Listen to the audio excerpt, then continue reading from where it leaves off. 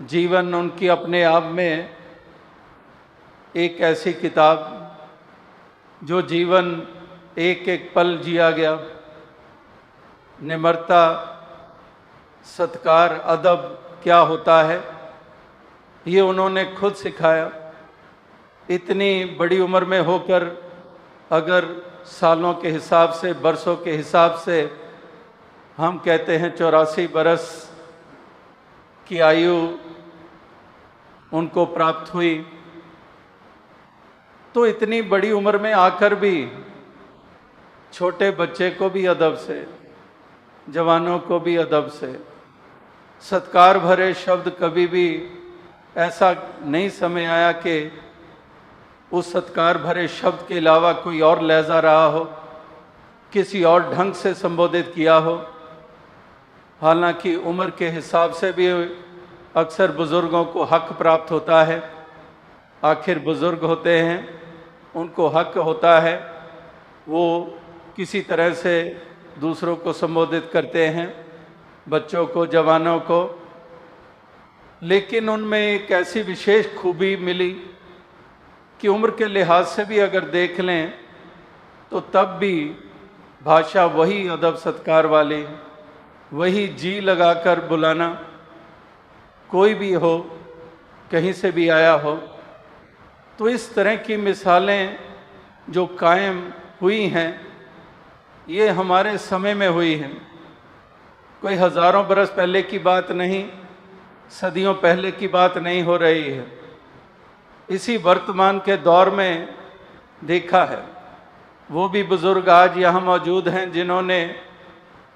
देश के विभाजन से पहले, जब शहंशाह बाबा अवतार सिंह जी या बाबा गुरबचन सिंह जी या बाबा बूटा सिंह जी उस तरह से ऐतिहासिक पहलू के बारे में जो जिक्र किए, तो उन्होंने भी देखा कि तब से, उस उम्र से लेकर, जहाँ पर दाद तो छोटी उम्र में प्राप्त कर ली ज्ञान की, लेकिन उसके बाद से जब से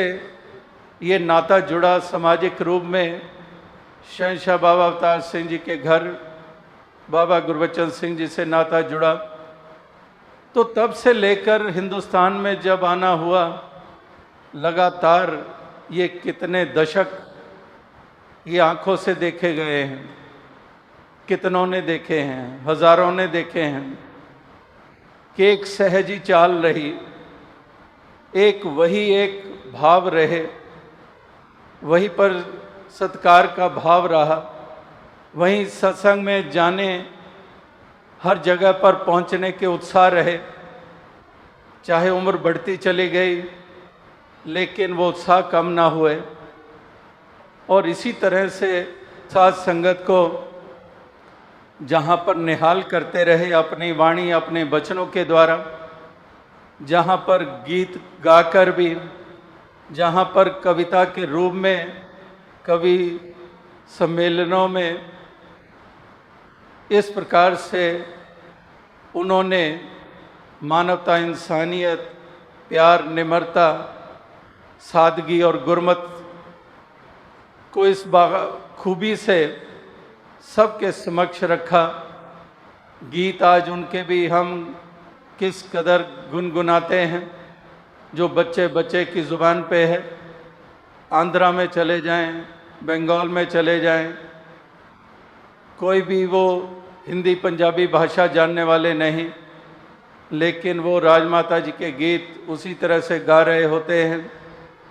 और राजमाता जी की याद के तहत किस तरह से वो महसूसियत करते हैं। अभी हाल ही में विश्व की यात्रा हुई, जो अमेरिका, कनाडा और यूरोप जाने का मौका मिला, और वहाँ पर भी इसी तरह से वो तमाम यादें, वो ताज़ा गुरमुखों के मनों में हैं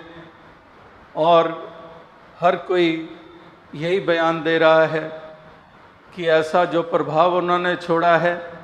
हम सोच भी नहीं सकते हैं। अगर दिमाग से काम भी लेते हैं, सोचते हैं, तो कोई नज़र ही नहीं आता इससे हटकर जैसा प्रभाव उन्होंने छोड़ा है। जैसी उन्होंने प्यार और दुलार दिया और सबको वही सलीका